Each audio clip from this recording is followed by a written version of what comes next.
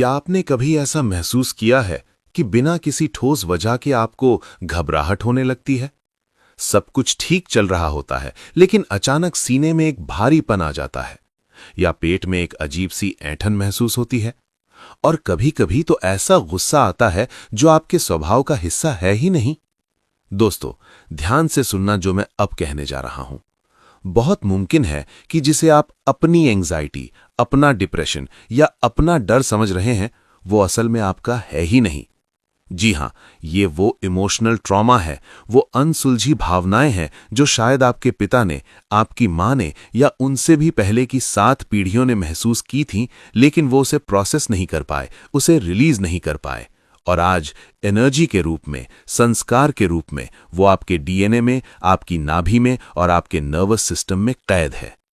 जिसे हम ज्योतिष में पितृदोष कहते हैं, मॉडर्न साइंस उसे जेनेरिक ट्रॉमा या सेल्युलर मेमोरी कहता है। नमस्कार और स्वागत है इस बहुत ही खास वीडियो में। आज हम बात करने वाले हैं, नहीं, हम बात नहीं करेंगे, आज हम समाधान करेंगे। आज मैं आपको एक 7 दिन का इमोशनल हीलिंग चैलेंज देने जा रहा हूं। ये कोई साधारण मोटिवेशन नहीं है, ये एक प्राचीन तांत्रिक क्रिया और मॉडर्न सोमैटिक साइंस का एक ऐसा मिलन है जो सीधा आपके शरीर के उस हिस्से पर काम करेगा जहां ये सारे इमोशंस छिपे बैठे हैं। भगवान शिव को हम महाकाल कहते हैं, जो समय और काल से परे हैं। जब समुद्र मंथन हुआ था तो शिव ने हलाहल विष पिया था, लेकिन उसे अपने शरीर में नहीं उतरने दिया, उसे अपने कंठ में रोक लिया। आज हम उसी शिव तत्व से जुड़ेंगे। हम सीखेंगे कि कैसे आपके शरीर में जो ये इमोशनल जहर, ये चिंता, ये डर, ये भारीपन सालों से जमा है, उसे कैसे बाहर निकाला जाए।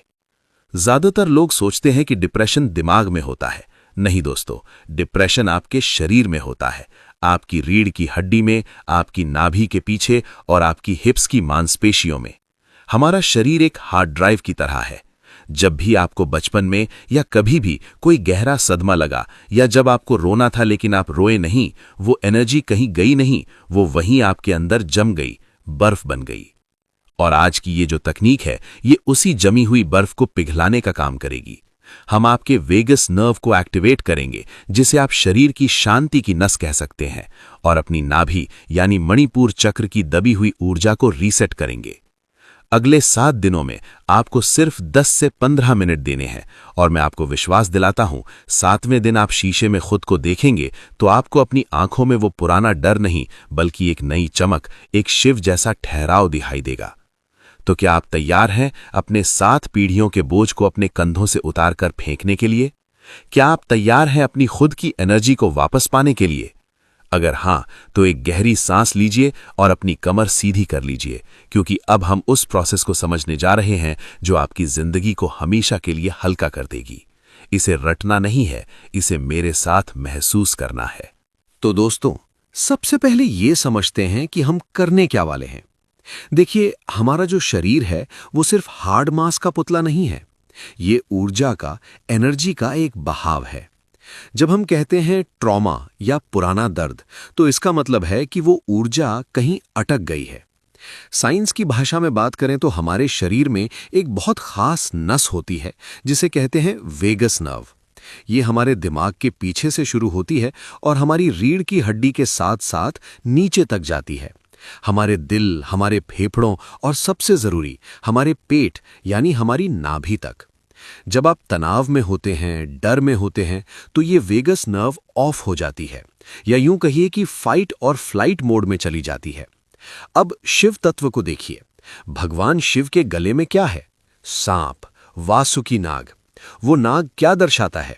वो नाग है आपकी कुंडलिनी शक्ति, आपकी रीढ़ की हड्डी में बहने वाली ऊर्जा।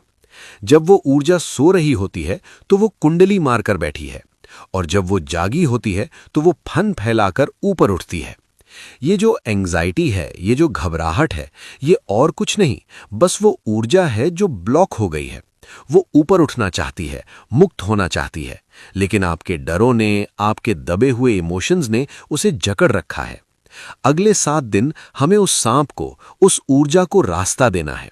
हमें अपनी वेगस नर्व को यह सिग्नल भेजना है कि अब तुम सुरक्षित हो, अब तुम रिलैक्स कर सकते हो।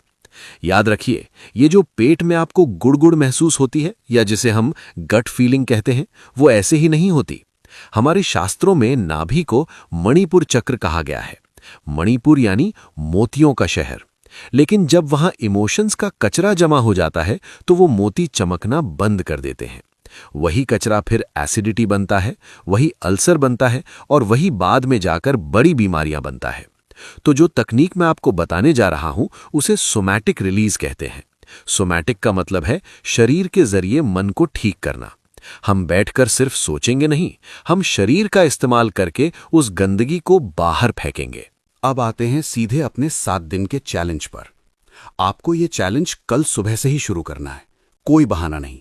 अगर आप अपनी जिंदगी बदलना चाहते हैं तो इतना तो करना पड़ेगा। सबसे पहले समय और जगह। सुबह का समय सबसे अच्छा है।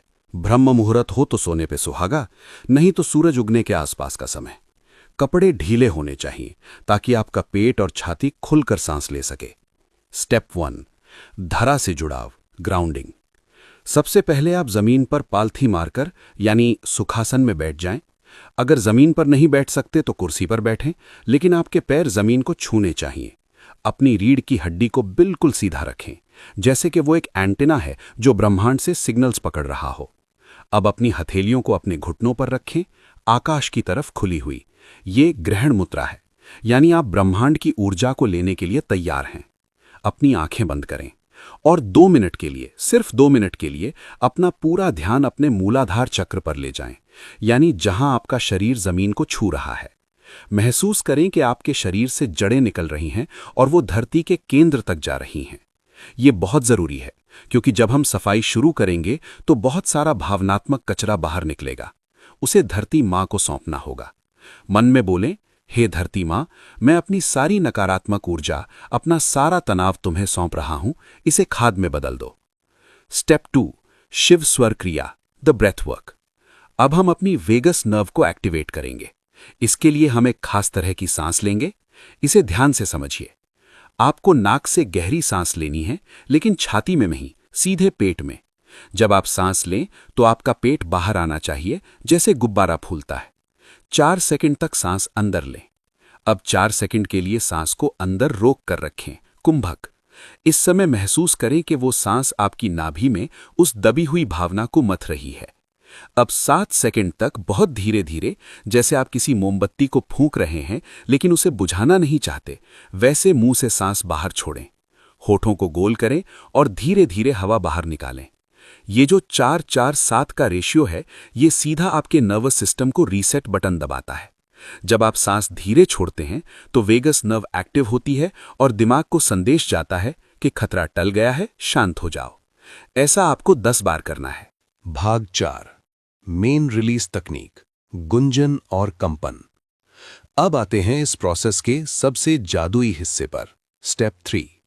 अक्सर जब हमें दुख होता है, हम रोना रोक लेते हैं। गुस्सा आता है, हम चिल्लाना रोक लेते हैं। वो आवाज हमारे गले में, हमारे विशुद्धि चक्र में अटक जाती है। अगले 5 मिनट के लिए हम भ्रामरी का एक एडवांस्ड वर्जन करेंगे, जिसे तंत्र में नाद शोधन कहते हैं।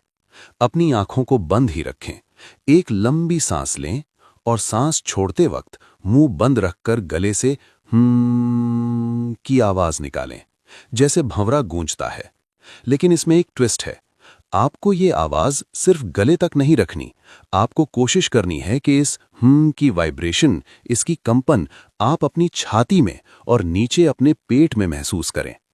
कल्पना करें कि ये की आवाज एक ड्रिल मशीन की तरह है जो आपके अंदर जमे हुए उस पत्थर को तोड़ रही है। और इस दौरान अगर आपका शरीर हिलना चाहे तो उसे रोकिए मत, ये बहुत इंपॉर्टेंट है। अगर आपका सिर डोलना चाहे, आपके कंधे हिलना चाहें या आपका शरीर आगे पीछे होना चाहे, उसे होने दें। इसे स्पॉन्टेनियस क्रिया कहते हैं। जानवर क्या करते हैं? जब एक हिरण शेर से बचकर भागता है तो सुरक्षित जगह पहुंचकर वो जोर जोर से अपने शरीर को झाड़ता है, शेक्स। वो उस डर की एनर्जी को शरीर से बाहर निकाल देता है। इंसान उसे जमा कर लेता है। तो अगले 5 मिनट की आवाज निकालिए और शरीर को खुद ब खुद हिलने दीजिए। हो सकता है आपको रोना आए, हो सकता है आपको अचानक बहुत गुस्सा आए या हंसी आए। सब कुछ जायज है। कुछ भी दबाना नहीं है। अगर आंसू आ रहे हैं तो बहने दीजिए। वो आंसू नहीं है, वो आपके पुरखों का दर्द है जो अब आपकी आंखों से पिघलकर बाहर निकल रहा है। आप पिघल रहे हैं, शिव के आंसुओं की तरह। भाग 5 नाभि मंथन और समापन। स्टेप 4 अग्नि संस्कार, नेवल रीसेट।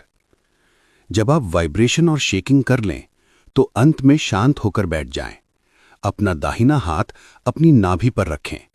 महसूस करें कि आपकी हथेली से एक गर्म सुनहरी रोशनी निकल रही है और आपकी नाभि के अंदर जा रही है। ये अग्नि है, वो अग्नि जो कर्मों को जलाती है।